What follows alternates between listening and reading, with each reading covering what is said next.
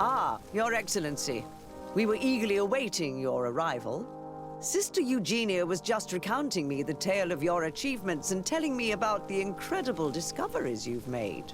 These relics shed a new light on the last years of our founder. It all demonstrates that he hadn't evangelized the islanders, but, on the contrary, he would even have adopted some of their rituals, merging the cult of the enlightened and the cult of nature in a single dogma.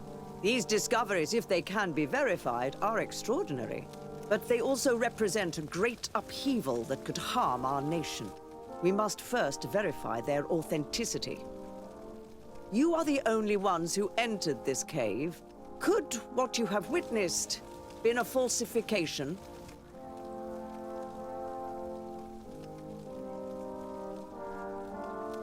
The cavern we discovered is located in a very remote place. There is no island or village nearby. It contains some ruined dwellings, but clearly no one has lived there for a very long time. Fraudsters would inevitably have left traces of their passage, and we have not found any. The entrance to the cave was protected by one of those giant creatures that the natives call a Nardaig. These guardians usually protect sacred places and let no one enter without a fight. I had to kill this beast, which leads me to think that nobody had entered the cave for a very long time. We discovered ancient frescoes on the walls of the cave. They represent Saint Matthias without a doubt. He is depicted with his chaplet. In one, he is praying for the divinity of the island. In the other, his face was being painted by a native.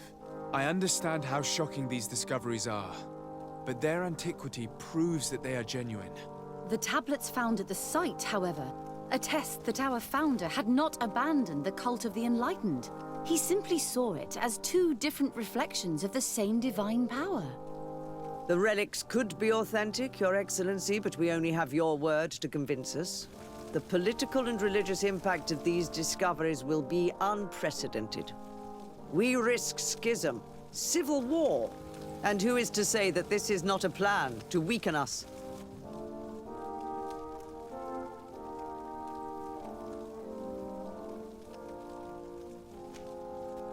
I understand your doubts, Your Eminence, but you yourself asked me to conduct the investigation. It seems to me that the best way to address this matter would be for you to go to the place yourself. Then you will see that what I've described to you is true. I suppose you would not suggest such a thing if you had lied to me. But you are right. I need to see for myself what secrets this place hides.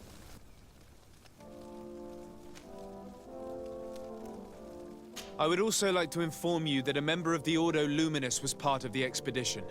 He tried several times to sabotage it, even killing many of his colleagues for it, and finally attacked us as we were preparing to join San Matthias. Who'd have thought that the remaining members of the Order would go to such extremes? But I fear these attacks are just a reflection of what will happen if your discoveries are made public. Your Eminence, we are faced with a crucial choice for our nation. What does a man of faith do in such a dilemma?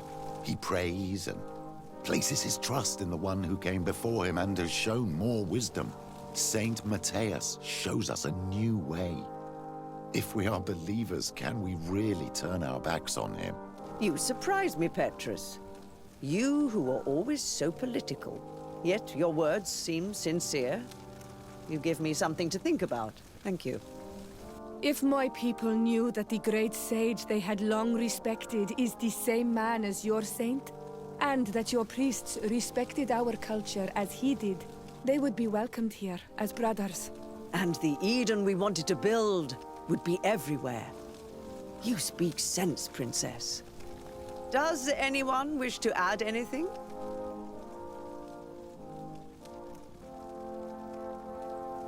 I understand your doubts about the future that will inevitably be caused by such a revelation.